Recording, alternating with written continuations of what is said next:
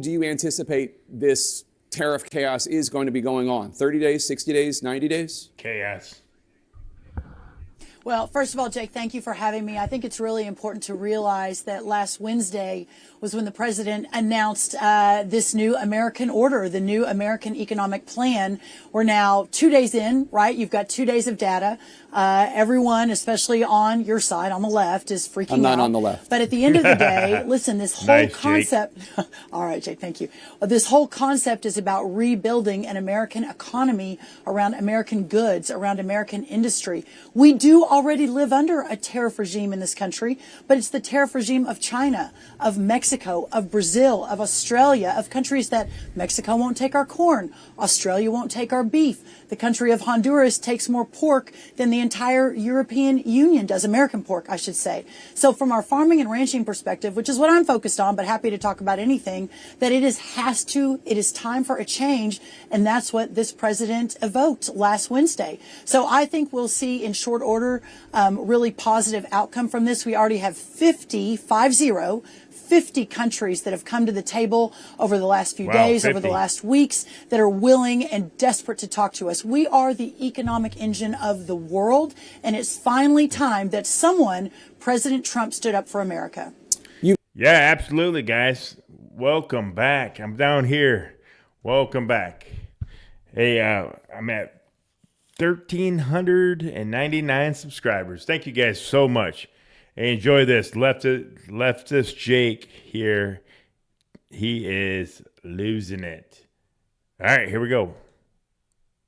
You've said a lot about how this is a negotiation. You just mentioned it again. Just yesterday, President Trump said, quote, big business is not worried about the tariffs because they know they are here to stay, unquote. And take a listen to the Commerce Secretary. I don't think there's any chance that President Trump's going to back off his tariffs. This is the reordering of global trade. He's not going to back off. So are these tariffs to be negotiated, or are these tariffs here to stay? I'm still not getting a clear message on that. Well, listen, this is a national security issue. This is about reshoring thousands, hundreds of thousands, millions of jobs. This is about moving our American farmers and ranchers into a new era of prosperity. This is about strong and bold leadership. And I'll tell you, Jake, this isn't just some new sort of concept that just came up under, the Trump years, under the last 8 or 12 years.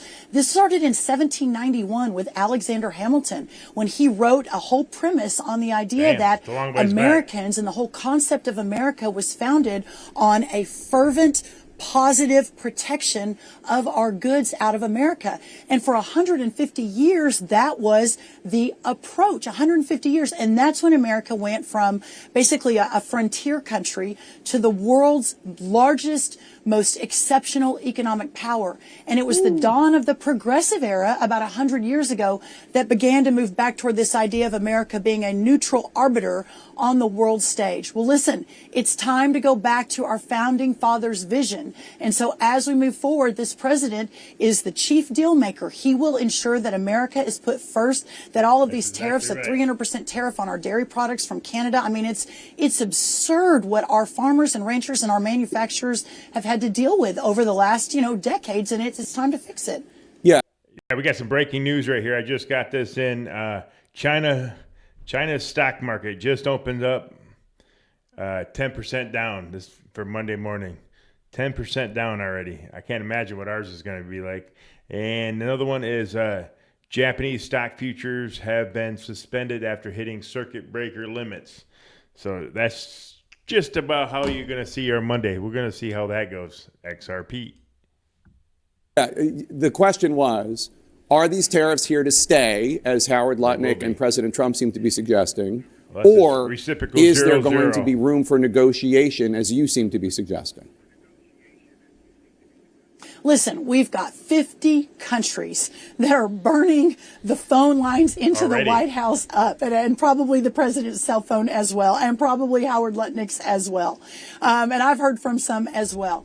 This is the ultimate deal maker who is a businessman at the head of our government. Finally, that the American people said all swing states, all the popular vote, tariffs were a part of his plan. We're going to put America first, and he will do everything in his power, all day, every day to do just that. Right now, we're 2 business days into this new American order, so I think we have a lot to be determined, but the president is resolute in his focus, in his boldness, in his fearlessness, and in his relentlessness to ensure that we're putting America first by using these tariffs along with deregulation, cutting taxes, energy dominance. It's an entire package, but right now, obviously, the tariffs are front and center. I agree. President Trump talked about tariffs on the campaign trail. I think probably a lot of voters thought that he was talking about the kind of targeted tariffs that he implemented in the first term and not these global tariffs that have diminished, wiped $6.6 trillion of wealth off of Wall Street.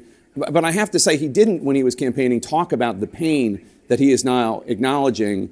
And I have to say, we're getting a very Pollyannish view of what's happening from the Trump administration. I disagree with that, Jake. Well, let me just finish the question. Let me just finish the question, and then you can answer. That's not right. But there seems to be a lack of acknowledgement of the real pain and panic people are feeling right now. And I don't know if you saw it because you were on TV, but there was a moment on Thursday, you were on Fox Business, you were praising President Trump's leadership, celebrating these tariffs, and all the graphics surrounding you, again, this is on Fox Business, I celebrate showed the markets in a nosedive. And so you disagree that I say there seems to be a disconnect between what you're saying and the reaction of the world. Tell me why you disagree. Listen, the president has, even in his State of the Union, I believe, he said that there will be some uncertainty. When we did the targeted tariffs in 2017, 18, 19 with China, I mean, listen, I was in the West Wing. I was helping run his domestic policy agenda. I was in those conversations. Secretary Sonny Perdue, the Secretary of Agriculture, put together a fund, basically, that allowed us to make whole farmers and ranchers that were immediately, hurt and had to have some mitigation efforts. I'm pretty sure Donald Trump just said that the top 12% own most of the stocks, that you will be just fine. They're going to come back anyway. Just hold on. Happened. So the idea that we didn't know that there would be some uncertainty just isn't true. We knew there would be uncertainty. But to take Thursday or Friday, and as we are basically laying out the vision that the president effectuated in the Rose Garden on Wednesday, and to say, oh, the world is ending, the markets are crashing, the markets are adjusting. Anytime you've got a strong leader who's looking at the long term, not how do I make sure Jake Tapper says nice things about me on State of the Union, oh, maybe I shouldn't do the tariffs today. That just isn't how this president operates. He operates in how do I save a country that for 100 years has been sliding toward decline as we have moved all of our manufacturing out into the world, as we have bowed at the altar of other countries' tariffs, as we have watched our farmers and our ranchers, again, can't get our corn into Mexico, can't get our dairy into Canada, have Honduras buying more pork and poultry than the entire European Union, have a 700% tariff from Japan on our rice. This is not okay, and it is not sustainable. And for us to continue to build our agriculture, which is the backbone of our country, but also our manufacturing base, our energy, et cetera, for us to be able to do that, we have to put America first. So those tariffs. It's exactly right. So most of the rich own stocks. Most of the poor do not. We own debt, like a lot of debt, like bad debt. So tariffs, as the economy, the market begins to adjust, we will see a more positive as we move, I believe, very quickly. So just in point of fact, the reason that the European Union, even though they are our fourth biggest market for agricultural products, as you know, don't take as much American pork as you would like, is because they have issues with hormones used in pork. Look, I'm down $2,600 in XRP right now. I'm not even fazed by this, and I'm new to the crypto game. I don't want to get into a whole debate over that, but it's not an issue about tariffs. But let me ask you about the computation of these tariffs, because conservative economists at the American Enterprise Institute. But wait, hold on, Jake. No. This is really important. You can't just say that. So here's the bottom line. They are using fake science and unsubstantiated claims to not take our products. So it isn't just that they have high tariffs. Thank you for making this point for me, by the way. I meant to make it.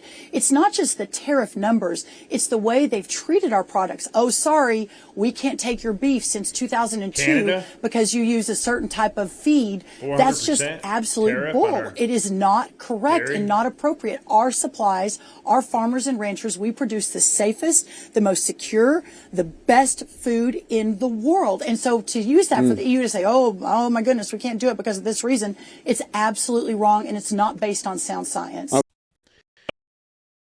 I know it really is our food is poisoned and they want nothing to do with it. Maybe that'd come out. I don't know.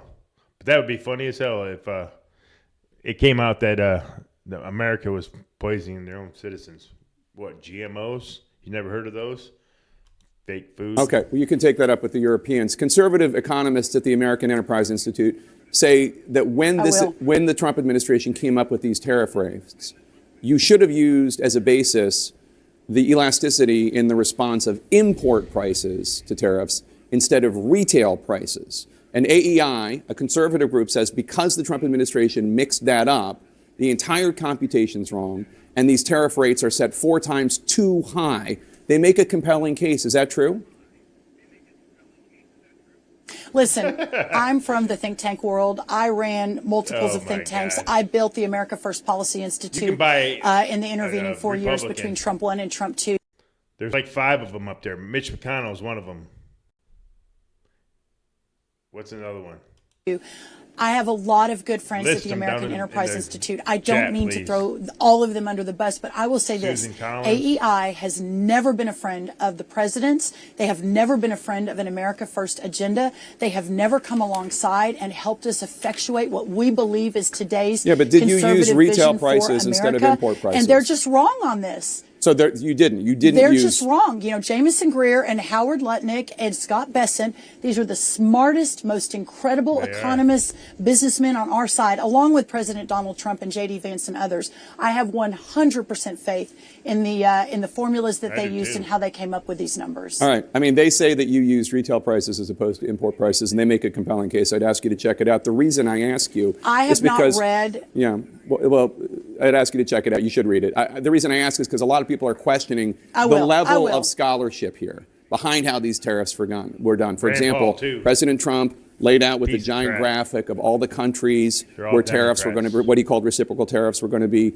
imposed. And you're imposing a 10% tariff on the herd in McDonald Islands. The herd in McDonald Islands have 0 human inhabitants. They have 0 exports. They have 0 imports. They do have a lot of penguins.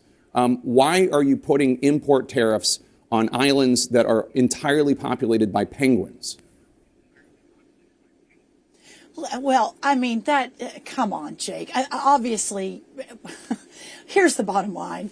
We live under a tariff regime from other countries. We have too long the McDonald Islands is not imposing... the idea that America goes first. I mean, come on. Whatever. Listen, the people that are leading this are serious, intentional, patriotic, the smartest people I've ever worked with. I did not come up with the formulas. I'm the ag secretary. I studied agriculture at Texas A&M. I was in a lot of conversations to make sure our farmers and our ranchers were part of that. The president recognized the importance of inputs. We got potash and fertilizer to make sure they could do their planting. But I have no doubt that I speak on behalf of President Trump when he would say he has the utmost confidence in the team and what they have built and what they have put together. And we are unleashing a new golden age, and we will see an economy that will benefit not just every corner of America, but our farmers and our ranchers and the people that have been left behind for far too long by both Republicans and Democrats. So you say that America's farmers and ranchers understand there's going to be this short time of uncertainty, and there were obviously financial help for farmers and ranchers during the first Trump administration. Take a listen to North Carolina Republican Senator Tom Tillis. Anyone who says there may be a little bit of pain before we get things right need to talk about farmers who are one crop away from bankruptcy. They don't have time, so we've got to be crisp on this implementation. Otherwise, we can do damage that's irreparable to farmers and businesses. What's your response to Senator Tillis? So the bottom line is this. In the last 4 years, the cost of inputs for our farmers went up 30%.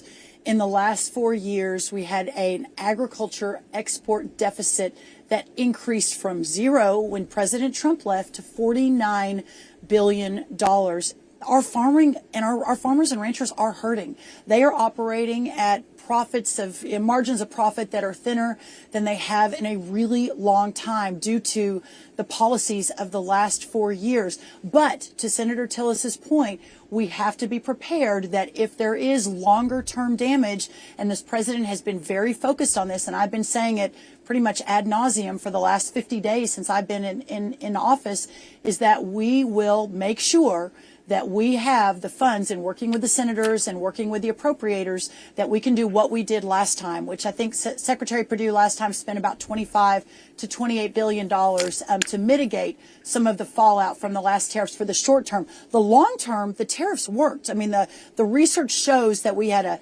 increase in productivity, increase in jobs, et cetera, until, frankly, the Biden administration stopped enforcing some of those, the deal once we left office in 2021.